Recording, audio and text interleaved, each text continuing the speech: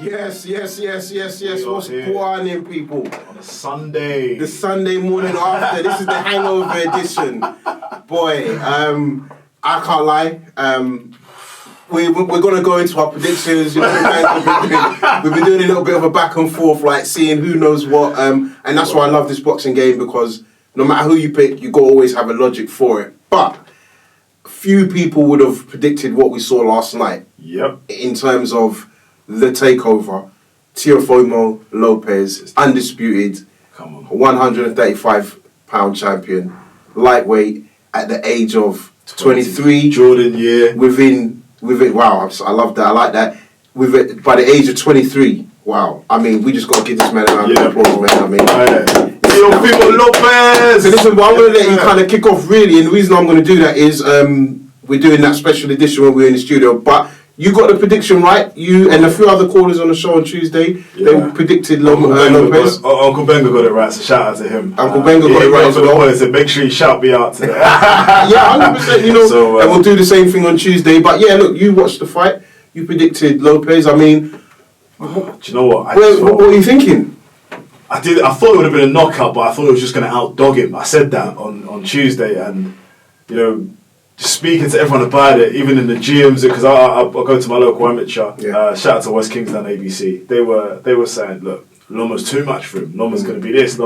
I said, but you've got to understand, you've got a 23-year-old young man who's full of confidence. He knocked out Richard Comey. People say, yeah, but it was only 2 rounds. But listen, he's seen the fact that Lomachenko could get hurt. We saw that with Jorge Linares. We've seen it in the past. We've seen chinks in his armour.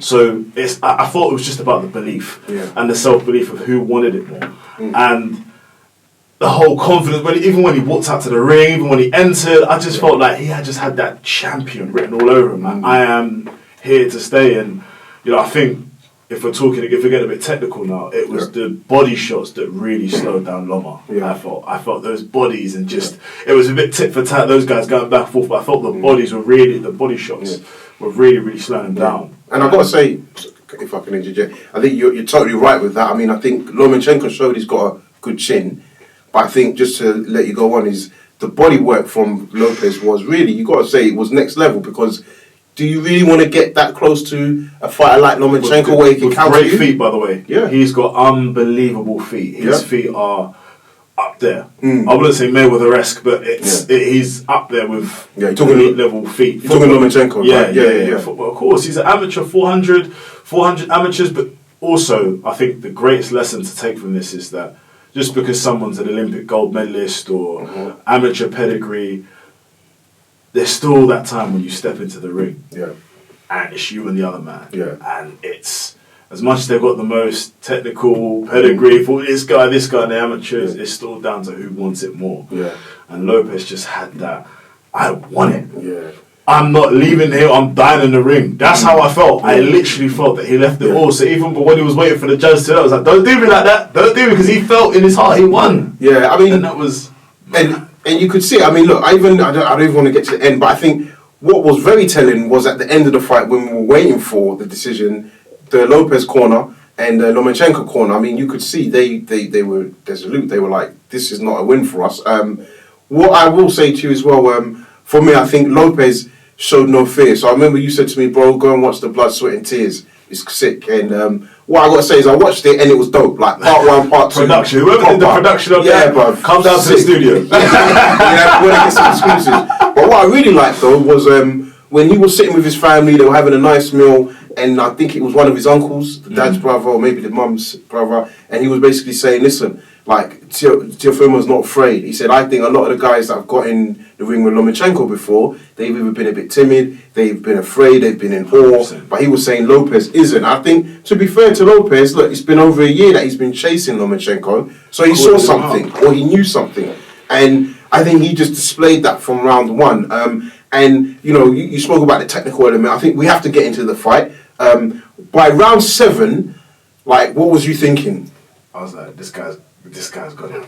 I said, this guy's got it. He's going to stop him. I feel it. He's going to stop him. He's going to do it. He's got it. I said, what? Even though you predicted round 6? I didn't believe, I knew he would win. And I honestly felt that way. But I didn't think it beat in that emphatic fashion. Yeah. Like how domineering he was and how, you know, I knew he was going to go through it and have the heart and everything, but we've seen a number of fighters, like, in different weight categories or whatever, have the kind of fitness and the dogness about them, like, but just to kind of put it all together, because this is going to be a very strange kind of comparison, but you see with a Eubank Jr., who's just very aggressive and just kind of he's got the heart, he's got energy. He's got the intensity, but where people criticize him is that he hasn't had that kind of technical kind of knowledge or ability to really kind of beat someone like the Gross fight, right? He should have really, if he had a better trainer or technical expertise, he would have done that. But Lopez just put it all together. It's just like he just stepped up to the plate. I mean, he's got a great team. Joey can match a lot of people. Of course, his father, like we were talking earlier, like his dad is just. This is why I'm saying with boxing relationships, the father-son bond is ridiculous and. Just shout out to the father, man. They're the biggest believers that we were saying about crazy dads, and we're talking about all the most successful athletes have had crazy dads. Like even if you watch American football, people know about a guy called Deshaun Jackson. His dad, everyone used to say his dad was crazy. His dad actually passed a few years ago, but everyone used to say his dad was crazy. Like he would scream, shout, get on, and people say you're pushing him too hard. You're doing this. You're a bit overbearing, and you shouldn't be involved in his career. Well, it got him to the NFL. But see, that's life, and I know that we're a boxing podcast, but I think that's life to a certain extent. People are a bit soft nowadays, and I'm sorry to say that in that way, but I feel people can't take everybody's a winner. I think you've got to know winners are winners, and if you don't win, you're not necessarily a loser in that sense. But like, let's not diminish what winning is and what it takes to win, and the ruthlessness that needs to be shown, and the discipline. And I think just going to your point. When you talk about fundamentals, and look, I'll put my hand up. I picked Lomachenko. I was running with logic. I was just thinking, you know what? He's an older man. Like, he's been here before. I've picked against Lomachenko before, and obviously I've got egg on my face. So I was like, nah, you know what? I'm going with Loma. It just makes sense. There's a belief with Lopez's camp, but is it just words? Like, but I think, you know, Spencer Fury and all them guys always say it, like, believe in yourself, speak things into existence. I definitely feel that camp has got huge belief. But for me, I'm just going to take it back and say, listen, the fundamentals were A1, because the jab will take you anywhere you want in boxing. And Teofimo Lopez showed the jab, like you were saying, the body work. I think he coupled it up with the jab phenomenally. I think what was really interesting, and I don't want to say maybe it made Lomachenko a bit timid, but I think he landed a big right early in the fight, maybe the first or second round, and like Lomachenko really stepped back. Didn't wobble him, but he really stepped back. And I think that made Lomachenko afraid to kind of commit to throwing combination punches at close range. I think he couldn't get past the jab without maybe making himself open for that right hand. And if you look at Lopez's highlight reel, you know the knockouts are there. But, I mean, bro, he just displayed something I couldn't believe. I thought the first 3 rounds, he's downloading the data, you know what I mean? That Mayweather type, like that mindset, absorbing, kind of finding around here, there. And you could see that there was certain, like, I'm gonna say inches, millimeters, where he was closing the gap. You could see that a little bit, but what you could also see was like Lopez's jab and then his body work, and then he was hitting him with big shots. So I was like, rah, you know what? Like, is this the pattern of the fight? Because there was no rhythm. There was no rhythm from Lomachenko. I don't care what anybody says. I watched the fight. Yeah, we were all tired. It's 4-5 in the morning. There was no rhythm. And then you could see the difference between the first and the 8th round. So phenomenal achievement. I mean, I want to ask you the question, not where does he go from here, but, you know, what next for Lomachenko and Lopez? Loma, I think, needs to reevaluate and relook at himself, his camp, not take people out, just reevaluate what went wrong, what did we do, was it lockdown that affected, and just have that real self-reflection as to why I wasn't able to score this kid. Why, like, technically he should have no right. He feels he won. Okay, maybe that's a better point. You know, he feels he won. People are saying that whoever said it's a draw, sorry. No, I don't know what fight. So Warden Crawford said it's a draw. But Lomachenko, after the fight, said he feels he won the fight. On what? What merit? Tell me. Just like when Adrian Broner said that he beat Manny Pacquiao, that time we stayed up and watched that shit show. Yeah. You know what I'm saying? Yeah. Like, no, it wasn't that much of a landslide. Don't get me wrong. It was tight at times, but the more active, the more aggressive, the more like, look what he controlled you, and it's all within the eyes of the judge, right? The judges. I'd love to get a judge on the show actually to see how they kind of judge things, but. It's, for me, I look at things from activity, I look at shots, I look at how a fighter is, all these different, before I give like a 10-8 or a 10-9 round. And I just felt the scorecard, it could have been a bit more tighter at times, but I just felt he just done it, bro. He actually just literally done it in there, like was really attacking him, the jab. Loma just didn't want it, bro. He didn't. What, you're an Olympic gold medalist, yeah? But this is why there's a difference between an amateur background and a fighting background. And people always say, like, the amateurs, like, certain fighters are more suited to the pros than they are just being in the amateurs. I feel like, you know, the amateurs are quite passive in terms of how they box. They like to box with really tidy, pretty boxing, no slugfest, just kind of clean shots, clear point scoring, clear point scoring shots, and with the pros, it's just, you know, hitting it, bro, just hitting how you do. He was hungry. But I will say this though, because I think I get what you're saying, and I agree with you. Like, you know, the amateurs and pros, different ball game. And I've been critical of Lomachenko as to why he was an amateur for so long. But I understand, like, you know, it's maybe they take care of your family, or, you know, there's certain privileges in grade. So I understand that. I don't know the logistics, but I think we also have to be mindful that we don't downplay Lomachenko, because he's still a great fighter. I think what he's just done is he's stepped up too far. He's had, you know, when you're young, your mum would tell you, listen, your eyes are bigger than your belly, man. Like, do you know what I mean? Your eyes more hungry than your belly, because I think he saw food and thought, well, I could go up. 400 fights though. 400 amateurs, bro. You think you've done it. You more or less think you're a professional as it is, you know. This is what, for me, you would have been beaten, guys. Look at Joyce. That's what I'm saying, bro. So, but to the point of, I still think Lomachenko is a great fighter. I still think if Lomachenko goes back to 126, which is still a fire division, if you look at the likes of Warrington, I think it's still there. You look at Emmanuel Navarrete, who's now just come up. That fight is, again, would be a mad fight for Lomachenko, because the height, the reach, and the power is a disadvantage for him. So I think Lomachenko is still a great fighter. I think we've just got to applaud Lopez, rightly so, for stepping up, because that's the other thing I want to kind of go back to and ask you is, like, how much credit do we have to give Lopez, and in terms of him trying to become an actual star? Because he fought Comey for that belt. I'm biased, great win. Of course. But his first defense was against somebody that's on the pound for pound list. I mean, I don't care what you say about Lomachenko, you like him, you hate him. We would all say he's on the pound for pound list. 100%. Probably within the top three. Yeah. And his first defense was against a top 3 pound for pound. Who does that? Only a guy who believes they're great, man.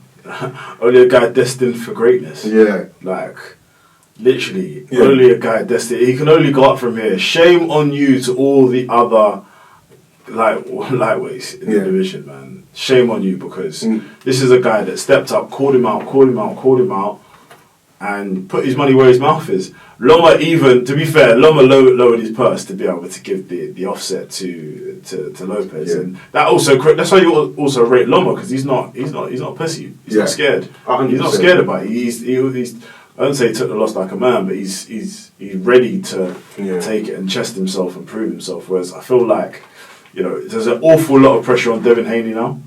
Awful lot, especially with that tweet last night, which we're going to get into. Bro, look, we're going to just go flow. But I think just moving on to that point, and look, again, with Lomachenko, and you know what, I just want to say this about boxing in general. I think, you know, what the guys call Lomasexuals, like all these fanboyisms, like Pactars and Mayweather fanboys and Triple G. But I think, you know what, that's always going to be there in the sport. I think, but we've got to be able to look at the sport in terms of what we see and just speak objectively, right? No bias. And I think I'm going to say, not hope, but I think Lomachenko also probably needs to come out and apologise, because that walking out of the ring is not great. It's not how a champion should hold himself. Of course not. And then when they finally catch up with you, you say, I won the fight. And I'm not going to lie, there was a wild scorecard, the 110, 119. No, that's what I said. But bro, if you watch that fight again, and I haven't, I don't think that's going to be that wild. And I'm going to say it because there were some really close rounds, and you could kind of see like some people scored it 8-4. So if you look at it, if you watch that fight from the rounds 1 to 8, some people scored that purely for Lopez, right? So if you gave him 8 rounds, the first 8 rounds, which is probably doable, first 7 rounds, yeah, maybe he could win another 3 rounds, because you saw when Lomachenko stepped up the gas. Now I didn't score it that side at that level, but bro, I think he needs to look at himself a little bit and then come back and apologise, because we gave Wilder stick. We've given so many other guys stick. 100%, bro. 100%. People need to. Yeah, Loma shouldn't do that. He should carry himself like a champion. But also, I don't really mind seeing that, because that also shows that you really care and you're passionate and you feel that maybe I said I should have won, but inside, deep down, I know this guy was just more hungry than me. Bruv. And what was mad was like you're watching the fight, and by like again the 6th round, so like the 5th, 6th round, I'm watching it. I'm thinking, where's Lomachenko going to start? Because I'm going to be real. At some point, he wasn't even throwing shots. Like he landed, and he's one punch in the first round. Okay, cool. 5 punches in the second round. Okay, cool. 2 punches in the third round. 5. He didn't get up to like double figures until literally the 8th round. Mad, bro. Amateur pedigree. Sometimes it takes a while to walk. Man saying amateur pedigree. Amateur pedigree. The same amateur pedigree that people thought was going to be was what I thought was his downfall. Because in the amateurs, you don't get dogs like Lopez coming at you. Yeah, I mean, yeah, it's true. You don't get the. Yeah. I would love to know who his sparring partners were. Were Loma's sparring partners building up, and also that's a big factor to play. Like especially with COVID. And, like it's very difficult to get sparring nowadays. I'm even seeing like loads of Instagram posts about big fighters requesting for sparring. Yeah. I mean, I think Okoli's been looking for sparring. Oh yeah. Okoli's one of them. Who else was it? I can't remember someone else, but no, Okoli was definitely looking for sparring. So it's So I mean, you're right. But we're not taking anything away. So I'm going to ask you another question: is Teofimo Lopez a star? 100%. His brand is great. Like unbelievable. Certified now, you think? Yeah, because sometimes. Why? Just purely, like, who does that? Their first defence challenges someone who everyone says is going to knock you the spark out. Everyone's kind of scared of in the division. I'm not scared of you, I'm calling you out. Things I'm not just calling you out. I'm calling you out, I'm being serious and saying, let's make this happen. This is my rate. If you're really bad, I'm calling you out in front of everyone, change your purse. What does he do? Change his purse. The fight's on. Biggest fight of the year. Biggest fight of the year since lockdown. Yeah, I agree on that. I mean, I agree that it's been the biggest fight of the year since lockdown. Top rank, I'm sorry, and as much as everyone's on to the Matchroom, DAZN, top rank, well done. What an amazing production. I really love the production. I really, even from like the pre-build up to, because how many times do you see those 24/7 accesses? Why don't we see it with Sky Sports fighters? Why don't we see it as fighters in the UK? Yeah. What, like, there's the budget there. Come on, we're talking about the $900 billion deal over 8 years, you know? Like, where's that? Yeah. Like, so not everyone, people should actually give Top Rank and PBC some points. They should really give them some credit, because over here I just think we're too much of hallelujah, English boxing, hallelujah. We don't care about America anymore. I think it's because Joshua had a big part to play in that. But let's not forget, UK was a dead scene before. Everyone had to fly over to America. Right? Exactly. I mean, I think I don't even say. I think you still do. If you want to be a big name, then you still do. You look at even someone like Josh Taylor, who is a sick fighter. I think you're still going to really see him get his real. He's going to get his flowers when he goes to the States. Oh, 100%. You know what I mean? I think. Who would you like to see Josh fight though? Josh Taylor. Yeah. I mean, he's got to get a Ramirez fight and unify. I know there's been talks in the background about this. So it goes one way or the other, because there's been talks of Crawford, and now you're talking about Lopez, because Lopez says he wants to move to 140. That's going to be a fight. That's going to be a fight. I don't know if we'll do numbers. And so, okay, I've got to go back, because this is my thing about when I said is he a star yet? See, I don't think he's a star in the same way of Tank Davis, but I don't think he's far. I think the issue for him, but it could work in his favour, I think the issue for him is we're in lockdown, so that was a free-to-air TV. I'd really wait to see the numbers. But I think if straight away you look at that win, and the way boxing is so tribal, you think, that's going to push him with the Latino fans. So 100% the Latino fans now are going to be like, yeah, Lopez is our guy. Like they're going to hear all the banging of the drums and all of that. So for me, I think he's not far. Where I think is interesting, and this might sound like I'm throwing shade, but I'm really not, and I'm really not when I say this. But I think there's a half caveat for this Lomachenko fight to say, look, he came up. It's his decision. He was going campaigning at 135 before Lopez had a belt. But is he a true 135? No, I think everyone would agree with that. So my question is Lopez the best 135 pounder at the moment? Because you look at, and I'm going to say, it's like, do you think he has such a he can beat Haney in the same fashion he could beat Lomachenko? You think he could beat? I'm a big fan of Haney though, bro. I like Haney.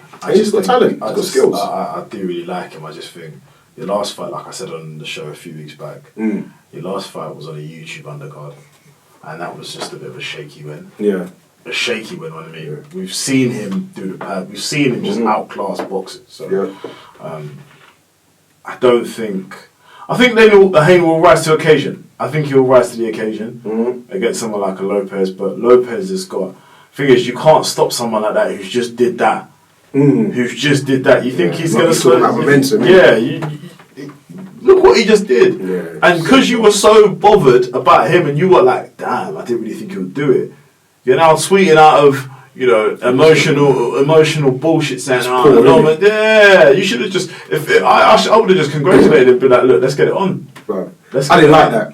I didn't even lie to you. I told you Loma was easy, but when you got you had it the easiest out of all of them. Let's not get twisted. Let's get that email out to you. There's your belt. Yeah, man. I don't even get. He's been making some very wild, controversial comments lately as well, which is killing his brand about the white boy comments. Yeah. You've just got to carry yourself. Don't get too caught up in your own hype. Yeah, and I think it's funny you say that because again, like. Everybody going into this fight thought that Lopez would get humbled because, what did Lomachenko say? I'm going to take him into the ocean and deep waters, bottom of the ocean. What deep waters was that? Right, but my point is, we were kind of, I know you picked Lopez, but I mean, you were kind of, like, from my thing was you would have then said, Lopez will have to be humble. You lose, even if it's to a great fighter, you have to be humble. But he humbled Lomachenko like differently, bro. I reckon Lomachenko's sitting at home fuming, bro. Yeah, inside he's hurt. I bet his whole team were just like, what just happened? And you couldn't even translate anyway, but they were speaking in the corner in Russian, so you couldn't understand what they were saying. I'd love to know what they were saying to him in the corner, but at the end of the round 4, end of round 5, because it did look like at round 8, round 9, when he was fighting like in the pocket with Lopez, it did look like he was getting more shots off, and you could see. I know people have got to be real. You could see Lopez was a little bit tired. I'm not saying he was gassed, but he was starting to breathe through his mouth, and you could just see that he was getting hit, and his legs just looked a little bit wobbly. But he just didn't do anything. And then at some point, you're looking at it, and you're like, he can't knock out. Like he can't knock out Lopez. I just felt he wasn't knocking out Lopez. Lopez is a guy. Well, no, I'm still really high off this win because for me, I just love to see young people win, and not just that. During lockdown, during the pandemic, during everything with this, it kind of changes the whole old school boxing saying that you're amateurs, pedigree, and all that. And also, it's not just about the heavyweights. It's not just about the heavyweights anymore. It's just like now I haven't seen that lower weight division as exciting as back when Mayweather was doing. Mayweather was in it, Yeah. It's like now there's so many different names in that lightweight. You either go, it's always used to be about the heavyweights. Always about the heavyweights. Always about the heavyweights. Before then, then it was Mayweather. Mayweather came in. Then it went back to the heavyweights because of Joshua, Wilder, Fury. Wyatt. Now we've got Lopez, we've got Garcia, we've got Campbell, we've got Haney, we've got some. I know you might have got up and down.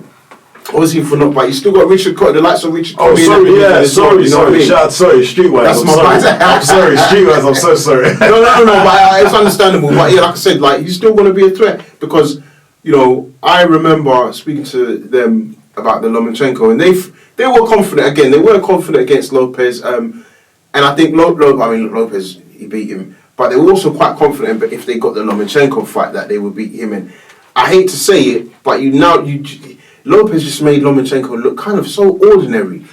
Bro, it was kind of deep. Like, if we go back and watch this fight again, right, it's like you're going to be like, especially because you know what the decision is, you're going to be looking for nothing. Because like the first 4 or 5 rounds, he's not doing anything. It's not like, oh, he's bobbing and weaving, he's throwing big shots. Bro, he's just circling in him. Just circling. So it's like, hey, you got good footwork. But he's hunting you down. Like, arguably, he's setting traps. Because how many times do we see Lomachenko get backed up to the ropes and then just have to tuck in? Nah, it's crazy. It's ridiculous. Bro, that was congrats. So he delivered. Is it fair to say that the fight delivered? Definitely. That was a fight that had the best hype, the best build up, and great fight. This is what boxing's about. This is what people staying up paying pay-per-view for that is worth it. Yeah. It's actually worth it. Production, the build up. I mean, I would even pay for the pay-per-view to watch the blood, sweat and tears, because it was that good. So top right, congratulations to them, man. They actually killed it. And I know what you're saying. Actually, going back to your point, I think, we've got to big up all the boxing promoters during this period. Probably the Zone, they're the least ones because they've not put much fights out there for whatever reasons. But I think if you look at it, Top Rank, PBC, Matchroom, even Frank Warren, like they've been putting out shows. Matchroom Fight Camp, unbelievable. Right, and not just the fight camp. I think even when you look at like last night, and we'll discuss that on Tuesday, the Matchroom card. But like, there's more evenly matched fights, and I think with this pandemic, I think that's what we're going to see now. Probably, and like again, to your former Lopez is showing it, just like Lomachenko. Like, you're going in there with a 50-50, 60-40, of course, dangerous opposition. Like, and I think we've seen that across the board. Dillian White, Povetkin. Definitely, man. Do you know what I mean? Like, Spence Garcia, that's still coming up. Tank versus Santa Cruz. So I think what I'm essentially saying is that leading into next year, bro, we should literally have some mad fights. Crazy fights. I think it has been an L, but there's light at the end of the tunnel. Yeah, bro. So for me, listen, Brandy's on the way. Like, that's your big point in regards to picking a winner. Nice I know you was doing the money dance in the morning. I was gassed. I want some good money on Lopez. I want good money on Lopez, man. I know you was doing the money dance, but like I said, look, it's all boxing. We're all here to make picks. And yeah, for all the listeners, those of you guys that made your picks, make sure you tune in on Tuesday. We'll be doing a live show, and I look forward to kind of speaking to all the listeners because I think, everybody. Look, let's be real. Even in the professional game, bro, you watch any of the fight hype stuff, the IFL, the boxing. They're all saying Lomas. They're all saying Lomas. Yeah, bro. It's like Fury. It's like Fury Wilder Part 2. This is what I'm saying. You forget. So I can see Lopez becoming Canelo-esque. Yeah. I could actually see him becoming that kind of next big star, in terms of, especially if he goes up the weight classes. Because he's not a small guy. He's actually quite a bigger guy. But congrats. So it's called big time congrats. So listen. Let's wrap that up and then start moving on to the next topic. Once again, pleasure. I look forward to seeing Lopez in 2021 doing more big stuff. But peace.